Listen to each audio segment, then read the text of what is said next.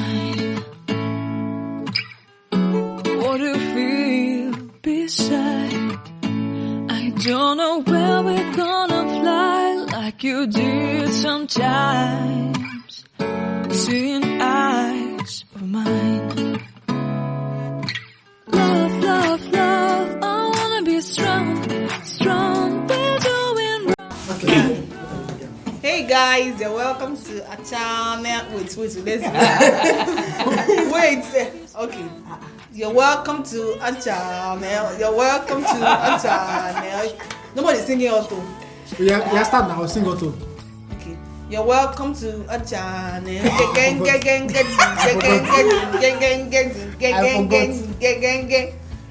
This is by popular demand. We are going to record it and release it as a soundtrack. I'll talk to Victor about it. Wow, we'll mix it. Yeah, we're going to mix it. We're going to get the choir. What's not this choir that you see? Say Soweto choir. Soweto choir. We will not bring Soweto choir. They will not put. Soweto mass choir. They will put what they call it. Harmony. Not harmony. They will put verses. Verse 1, verse 2. Wow. In the song. Second worship came to my mind. We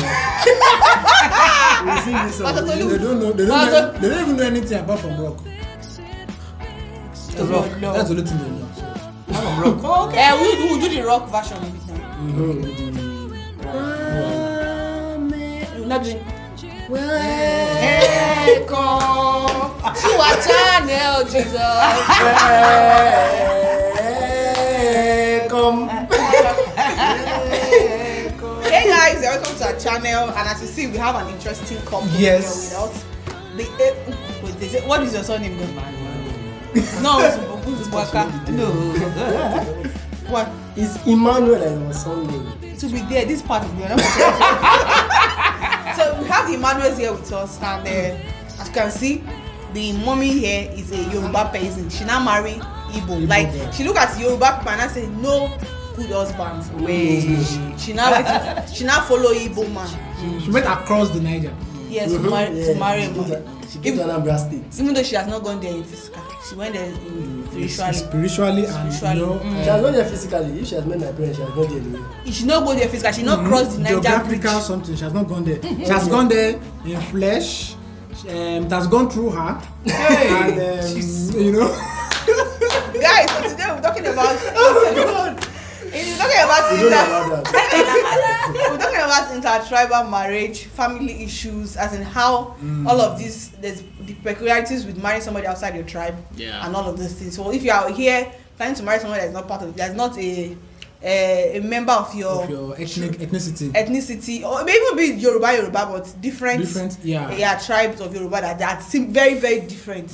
So we're talking about it today, and their experiences too, unique experiences that they've had, and stuff. So honestly, we'll talk about their wedding, but that would be a long story. We can summarize it. Yeah, they had a very unique wedding. We still have some coming up. For people that want to do wedding, they want to kill themselves on top wedding something. You will learn from them. So the first question I'll be asking is, for you, can be marrying Yoruba? Yeah. How? Marry an Igbo. Actually, you are the one that look like Yoruba, and I look like Igbo. Actually, they say so. Yeah, you are dark, she's fair. And this boy can speak Yoruba, No, not that good. You can. He can now. It's just that he doesn't understand the figure of speech. Yoruba. Yeah, Yoruba is the language that God actually scattered. It's a lie, it's not true.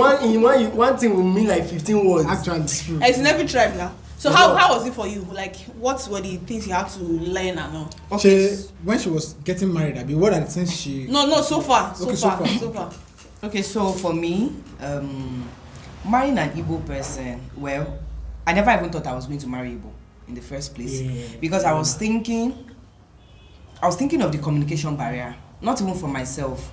My mom is elderly and she's not really as cool as, so I was thinking that, okay, if my husband now wants to talk to my mother does not understand big grammar. So what's it going to look like? Is it that you would now say, go, come, sit down, shop, no shop? So it was really a big deal for me at that point. So I had not met him when I was thinking about all these things. And I don't want my mom and the person I want to be in a relationship with or get married to not to have good communication rapport. So I started thinking about the fact that I don't think I will consider marrying an Igbo person. It didn't even occur to me that there are Igbo people who understand Yoruba and who speaks Yoruba well. Of course, I know, but you know, when I was thinking in that context, it didn't really occur to me. I wasn't. It wasn't a matter of probably the tribe for me. I feel like every tribe, they have their own peculiarities. Even if I marry a Yoruba man, it's not like they brought us up in the same place, so we're still going to have our differences. So when I was thinking of not marrying an Igbo man, for me, it wasn't about. It wasn't about the differences in the tribe, because I know wherever you, even if you marry from the same state, it wasn't the same parents that brought you up, so that difference is still going to be there anyway. But I was thinking about the communication gap, so I didn't really have issues thinking about, oh, they don't kneel down to greet, or they kneel down to greet, or they do. You know, it's easier for Yoruba to marry Igbo as a lady, because we have the respect. Because we have the respect. That one that does not want respect, it makes it easy for me. I don't want what? Sorry. Context. You know, I mean that you don't want the kneeling down. Exactly. Igbos, they don't want the kneeling down. We don't kneel down.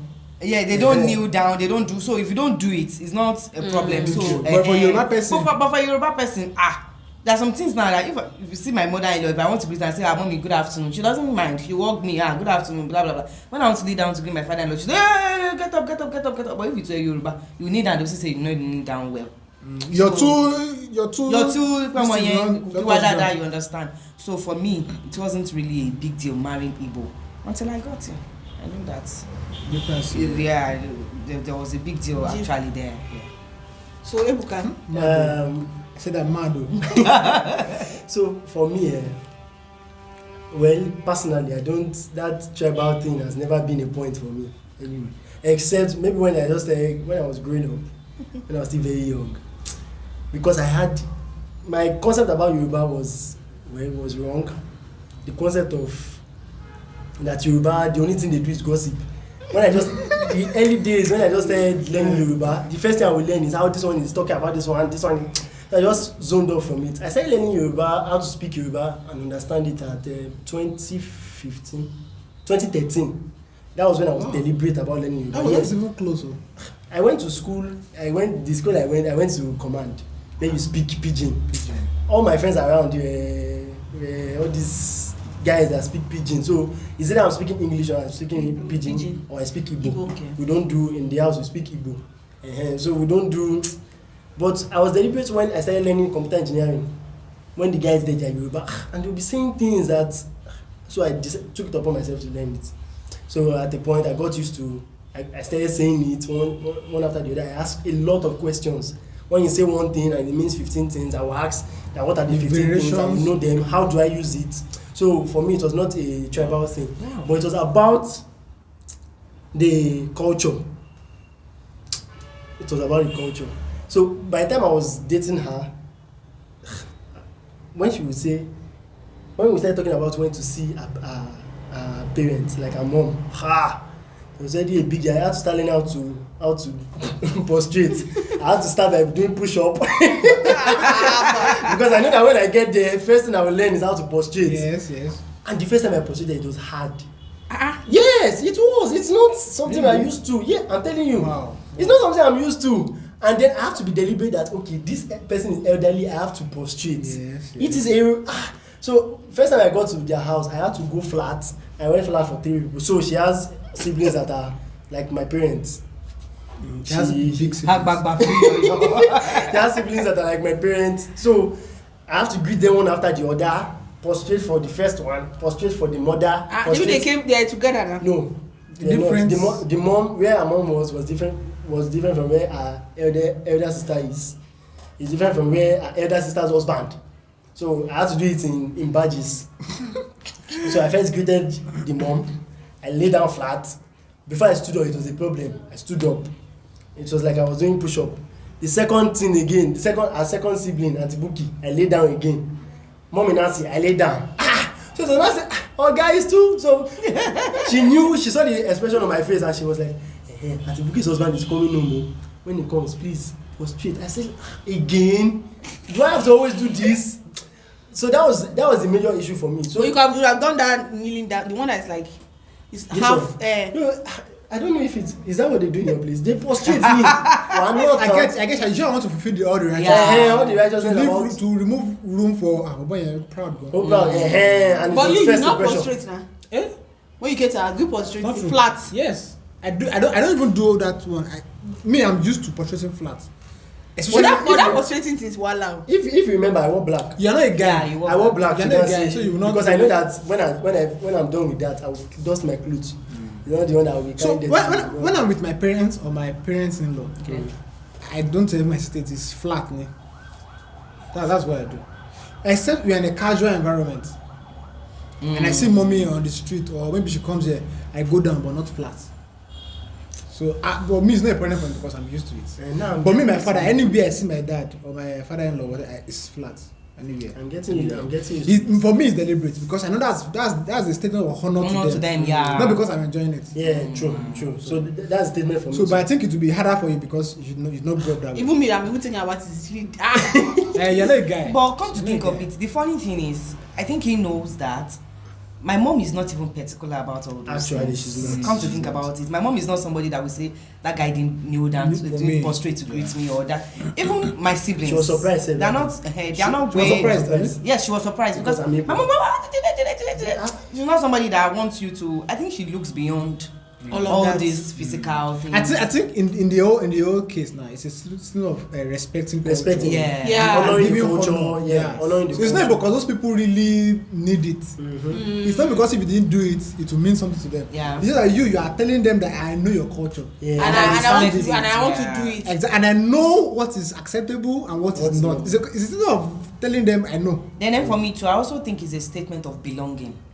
Okay, yes. Of saying I'm part of this thing. Yeah. You know, I know you are Yoruba. It's not segregation. If I'm going to be marrying your daughter, then I have to be. Yoruba. It's not even as if you see them today, you will go down flat. Yeah. You will bow and greet Yes, and move on. Yeah, You know what's up. yeah. Okay. There's something that you said that made some of her siblings as old as your parents. So how many siblings does she have then? How have you been coping with having so many parents to deal with? How many parents in He said, thank you. So she has 7 older siblings. Mado. Her sister, which is there's My immediate sister. immediate elder sister, is 12 years older than No, me. please. 11 years, 5 months. 12 years older. So, and you know this thing of, for me now, my siblings, I can relate with them. Yeah, based on siblings level. Give I can, herself. if you misbehave, I can all tell of us you, were calling me my name. like this. My eldest sister, she's 4 years older than me. So I can just say, Joy, why you dey fuck up like this? Why they do But like for her, apart from the thing of, okay, I want to respect my in-laws, there's no, it can't. Even her herself has that big. These are my big parents. Even she Not has more you. their firstborn. She calls her mommy already, and automatically I have to, because she's 50 something already. Kai. So you can imagine how. So the relationship has to be mother and son. If I really want it to work, it has to be mother and son, because first it is a thing of honor. 2 is a thing of not this thing of I have to respect these people. Then this is our last. Like Then our last child. Our last child So is you are like the my husband. So you are the husband of our last child. Our child too. So if I don't actually want to push, if I don't want any disagreement in the family, any issues, I have to accept it that way and live with it. So basically, to make things work, to remove friction, you basically mirrored her relationship with her siblings. Yeah, and I worked in it. If not, it would have been a very difficult. How have you been coping with that? Like how are So you? far, So has there been friction? How there's something that I love about my wife, is the fact that she's ready to defend her husband anywhere and anyhow. Very important. Okay. Anywhere and anyhow, and that's what I want people to understand. That because you are married to someone, does not mean that you should give your family priority over your wife. It is first your wife, before for your any other family. person. First your spouse, other wife. Either wife or husband. Yeah, it is first your spouse before any other person. So, and that's what she always does. So before the heat will get to me, it will have gotten to her first. And she would have dealt with it. So there will be no reason for them to call me and say, this is why is this, why is that. So except one one issue that happened, which, well, I've come to understand, and I know how we are going to deal with it the next time it happens. So that I guess we're not going to go into details of that, but I guess that hit came through directly to you. Yeah. Before she heard about it and handled it. Yeah. Before she heard about it and handled it. In all of this, you are saying that because of the peculiarity of the relationship with her siblings, of course, we all know that there's a high chance of misunderstandings, and because they are older, there will be some unnecessary scoldings, which you are saying that she actually defends, and because of her position, helps to mitigate all this. Perfect. Yeah, because I think I've heard Kemi say that she always let them know that you guys are, no matter as big as you are the head of your own family. My own husband is also the head of my own family. Yeah, true. So no matter how small he looks to you, he's the head of the family. So we have to give him that respect. You understand? Because now she has been their little girl for a very long time.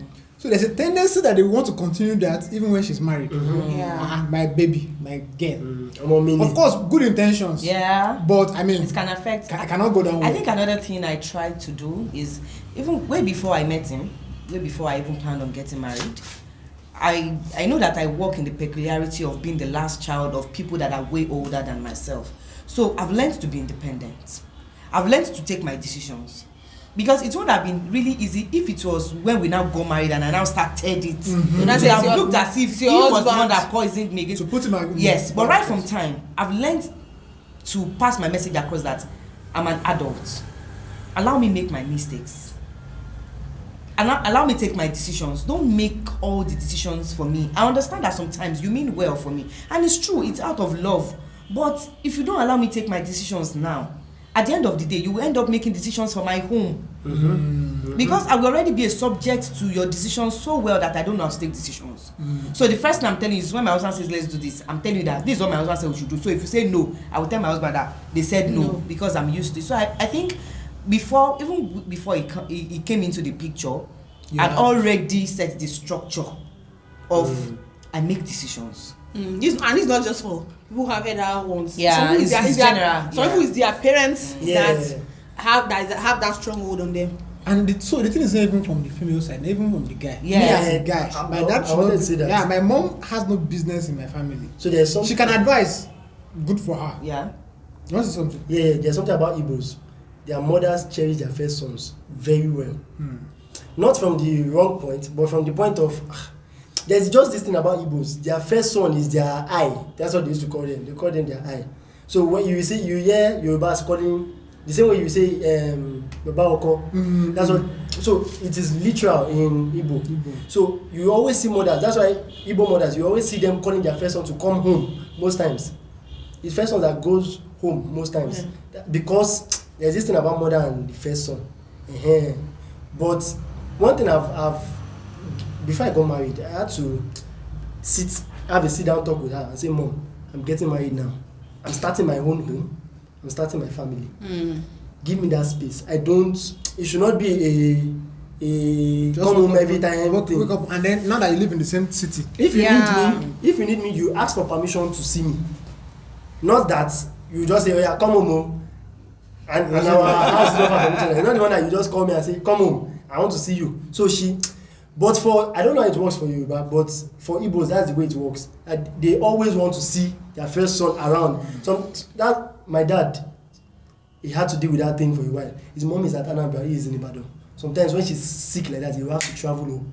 Mado. He did it for a while. For a very long time. Until my mom was older. And until she was older, she had to. So I knew with that, okay, it can be a weakness.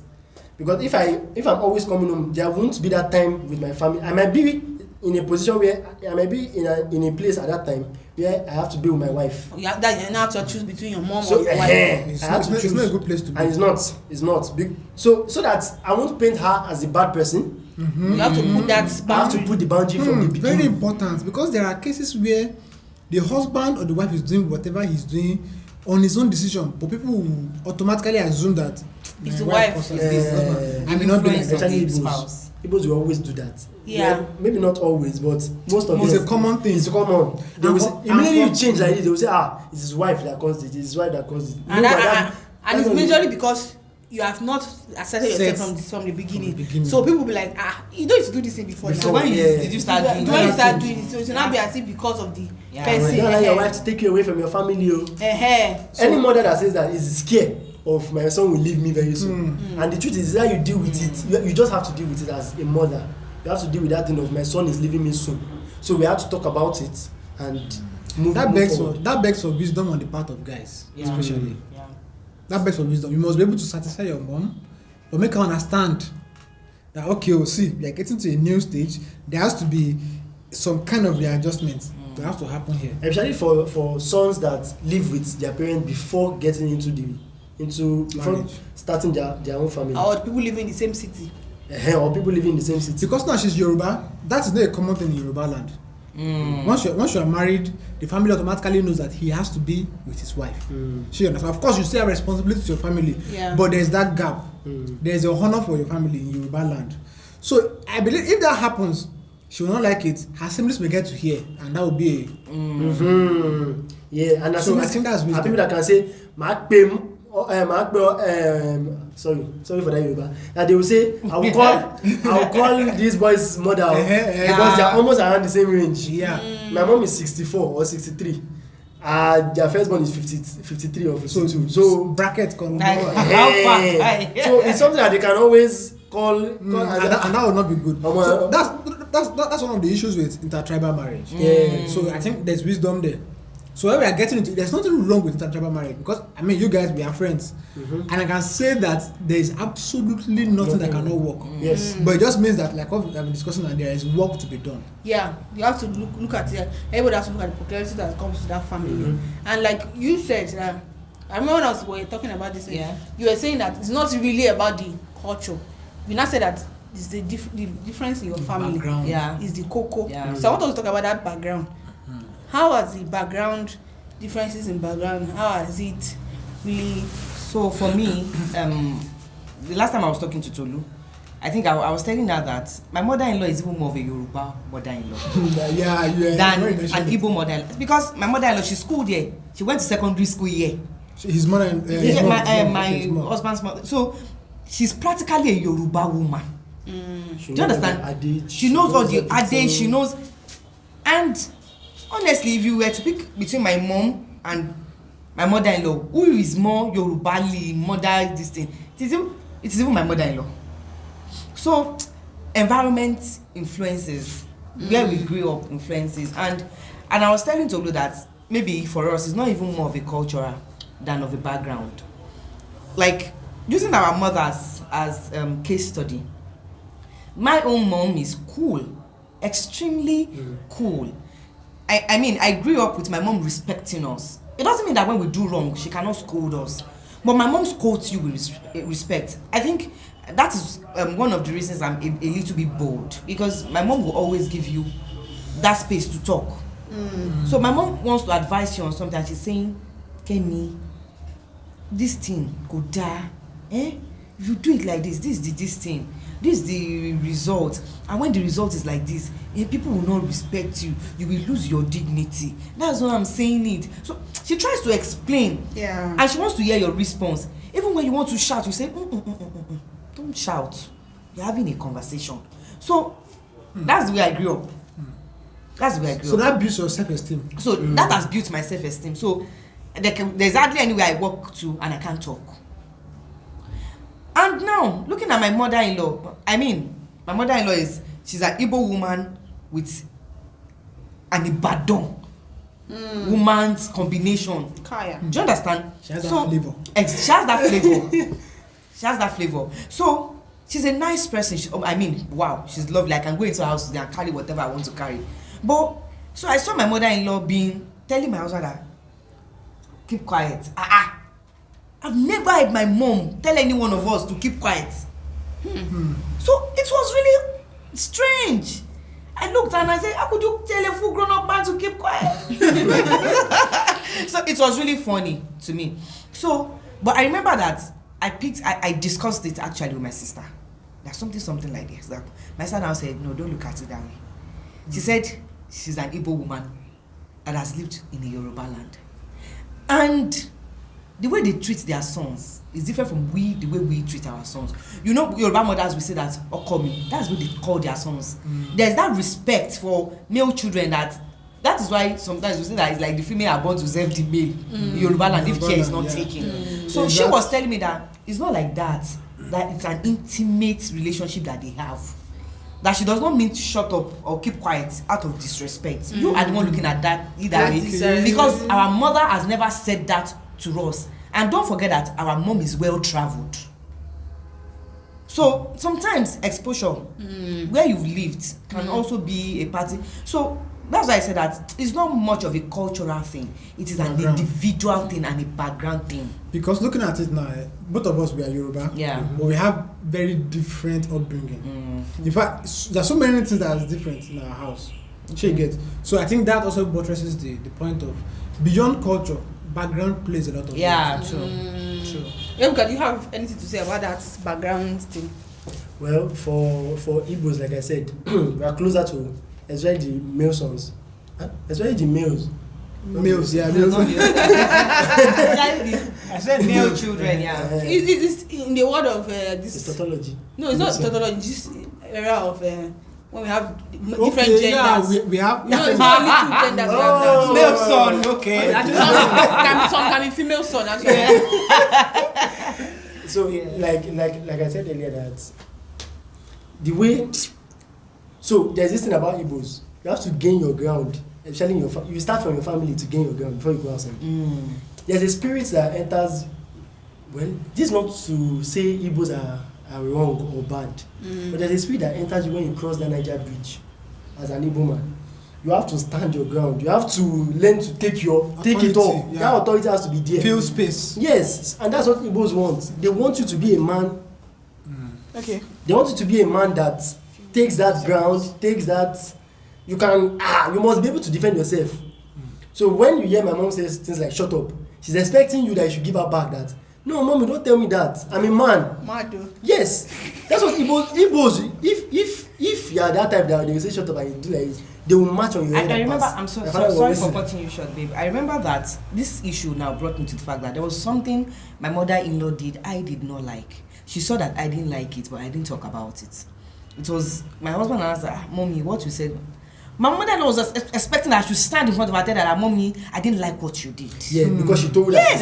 She said, "Why did you not tell me? Why are you in Yoruba land, if you do that, you are exactly." And then my sister-in-law started calling me that, "Why will mommy do something to you and then you will not be able to talk to her? She's your mother. You talk to her that you don't like it." In Yoruba land, and just keep quiet. You must keep quiet. Take your stand. So she will tell you that. That's what makes us closer. So it means that cultural differences are still there. In fact, there are some that you don't even know of yet. But you keep on upgrading yourself, updating yourself about the knowledge of the differences, and you learn. So you know now that when your mother-in-law does something, instead of being shy or going and reporting to your husband, you tell mommy straight up, "Wait, I don't like it. I don't like it. I like it, man. That's Well, anyway, about that, everything comes with understanding. Everything comes with understanding, and the truth is, I still don't intend to go and tell her directly like that I don't like it. Yeah, I don't even. I think it's the only way I can do that with my own mother. Yeah. True. And even at saying that, you have to be very corny saying it. Diplomatic. Yeah. So. But at least now you know. Yes, now you know that you have the rights, you have the authority. Yes. And then when she does that, you know that it's not from a place of I don't like you.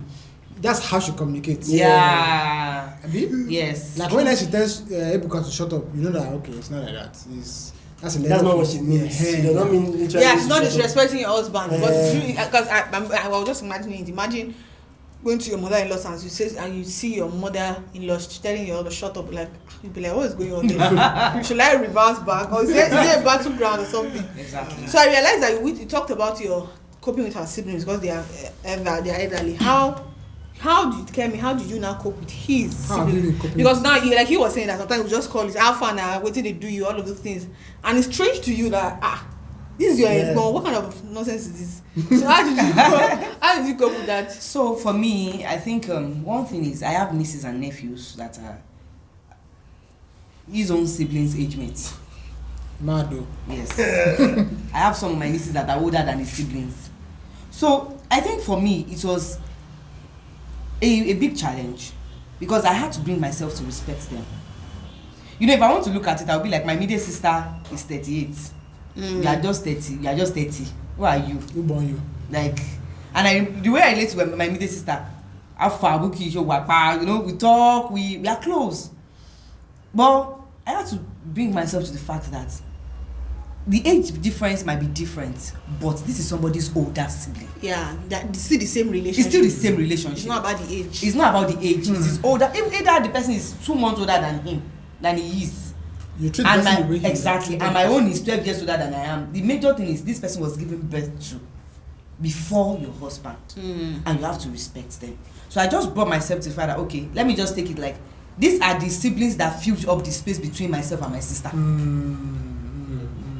So I had to put like Sister Joy is after Auntie Buki, and then Sister Chi is after.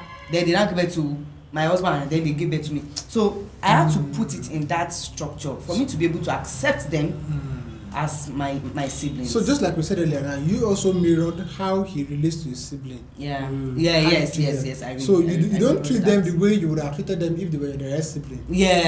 Or if they were your nieces or nephews. So you treat them like they are Ebuka's elder siblings. Yes. And how Ebuka treats them with respect and honor. I treat them the same way.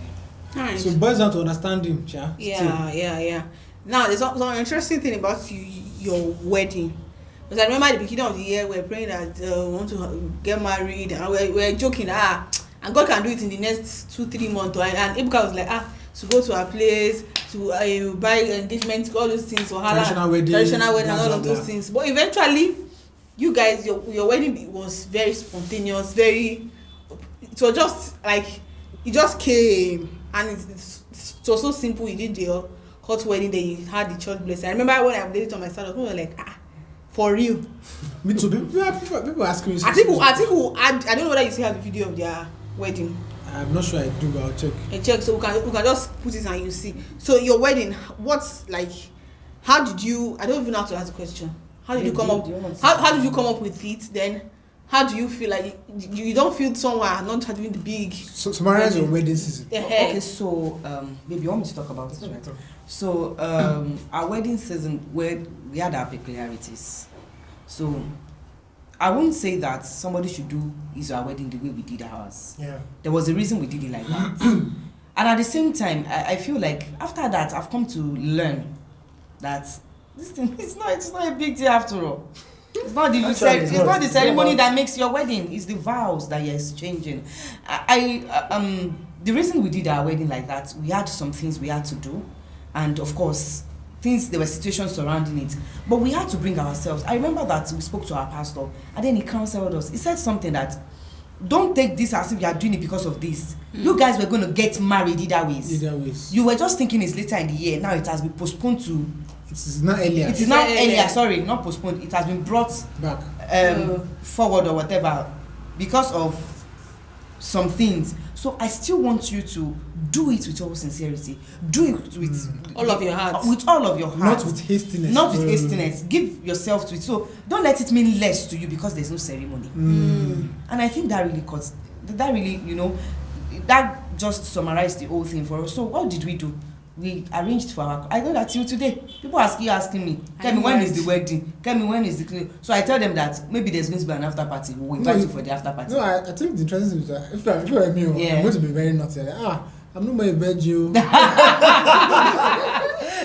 I just said stuff like, we're planning that, okay, maybe we'll just do it, people will know, and then later we'll announce.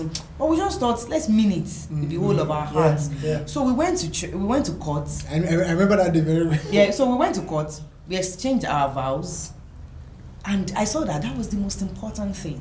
Our pastor prayed for us, brought us to a place, prayed for us, we ate, we drank. And for emphasis sake, we went to a eatery. Yes. After the court. Yes. And with close friends. Very close friends. If we count, I'm not sure we are more than 20 there. No, we're not even 20, we're about 15. 15 yes. Pastor, and very small. Very small, but it was beautiful. It was beautiful. I think I'm sure I have the pictures. I'll put the pictures. If I can find the video, I'll put the videos. One thing I like about our wedding, or one thing I will always love about our wedding, is the fact it is simplicity in it. Simplicity but profound. And that's the fact that those vows, that day, I think sometimes I ask people, why are you crying? Why do you cry on your wedding? You don't know this is the same person you married. But when you are saying those vows, when you mean it, They are heavy. They are very heavy. So this is what I will live with for the rest of my life. Stuff like that. And those vows were very heavy, were weighty to me. That can I live this thing out? Can I live it out as an attitude, as a character? Do I have to live?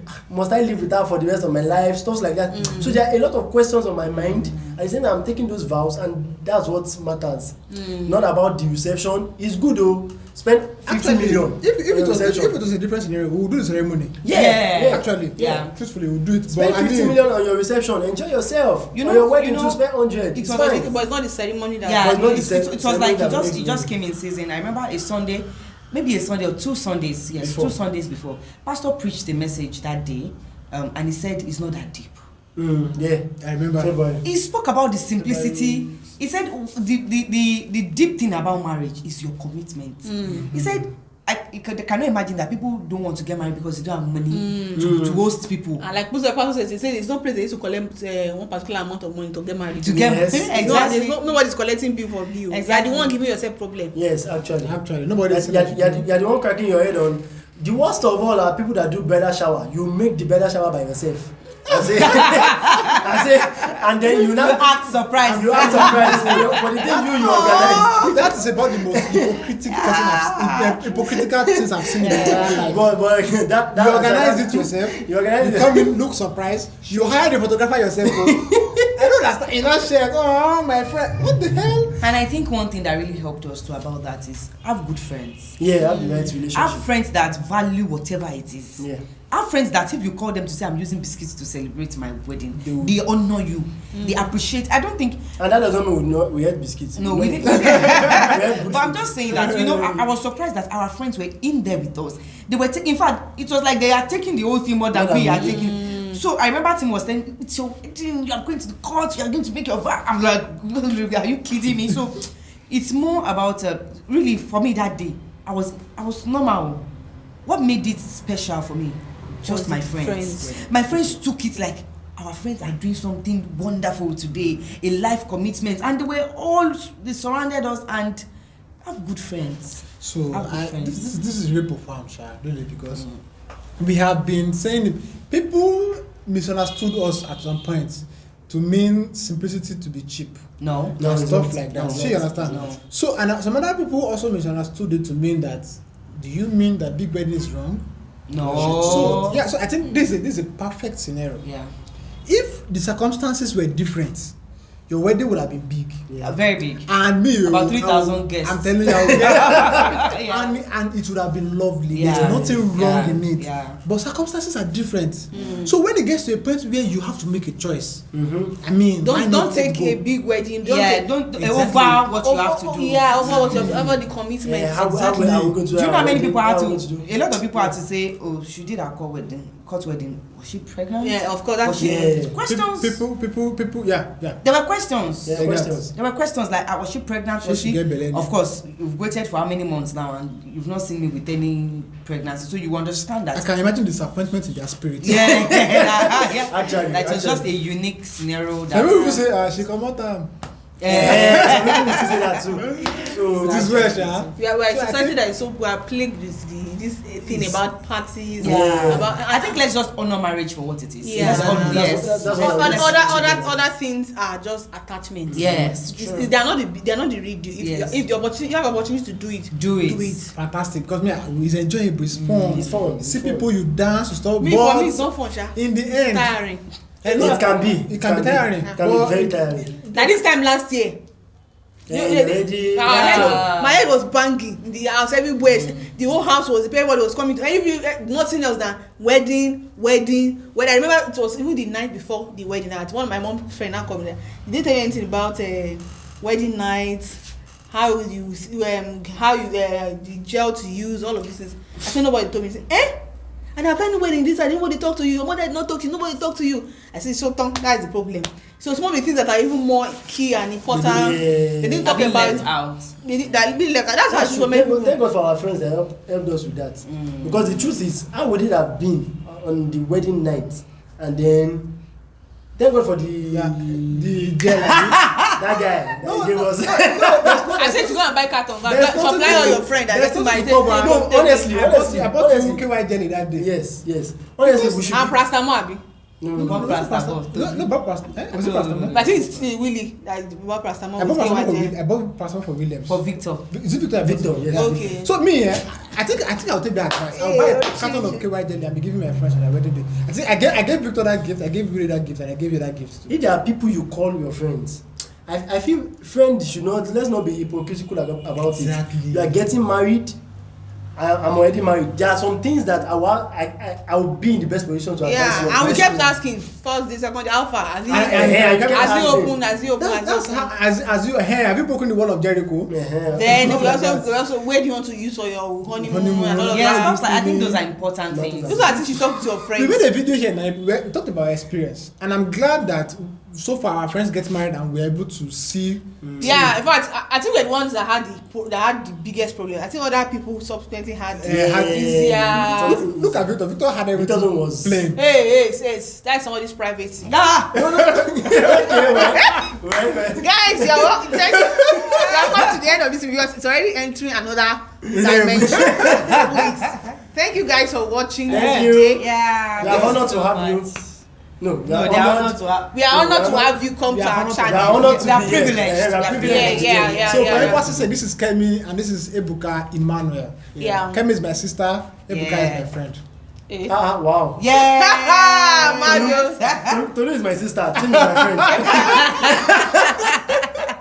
Thank you so much. Thank you guys for watching. Thank you for coming. Thank you for sharing your thoughts with us.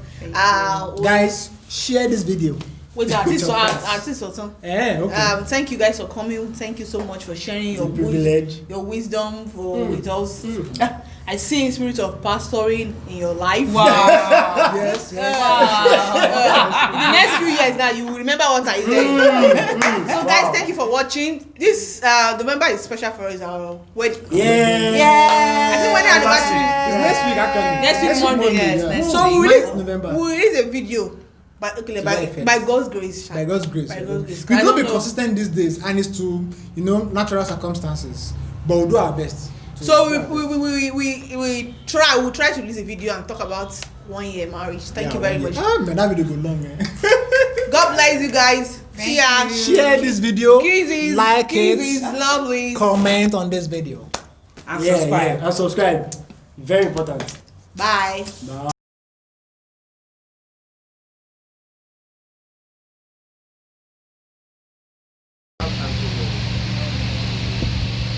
From this for better, for worse, for richer, for poorer, in sickness and in health, to love, to honor, and to cherish, till death do us part. According to God's holy ordinance, and thereto I pledge myself to you. Shall I open the face with his own eyes now?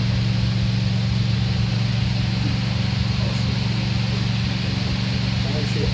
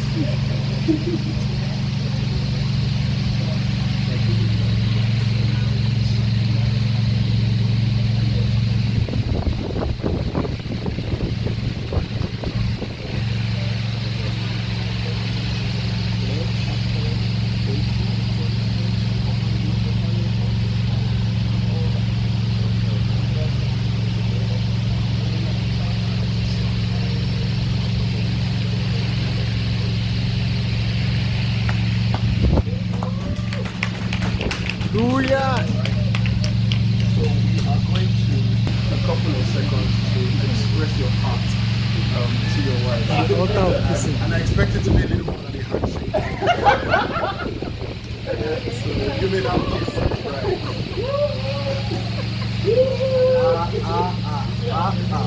Well, you look experienced. He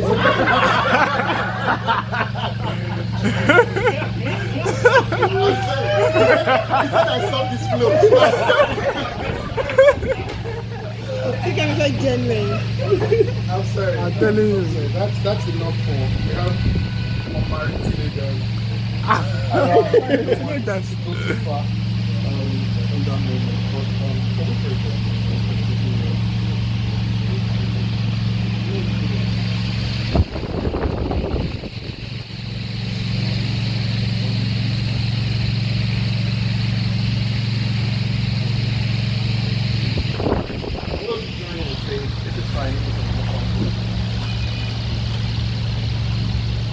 we have another edifier. We have another with us in every season that we live in. And I think it's a good reminder to start your home.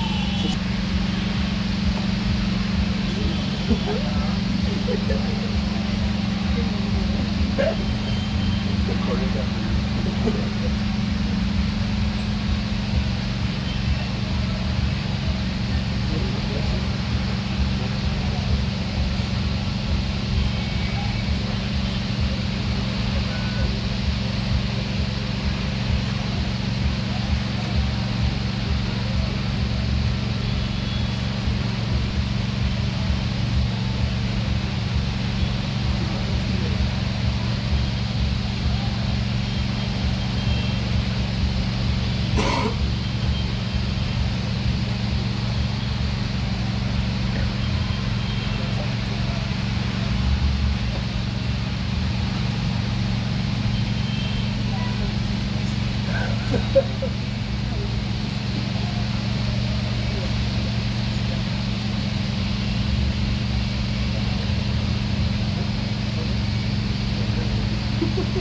Alright, so let's just close.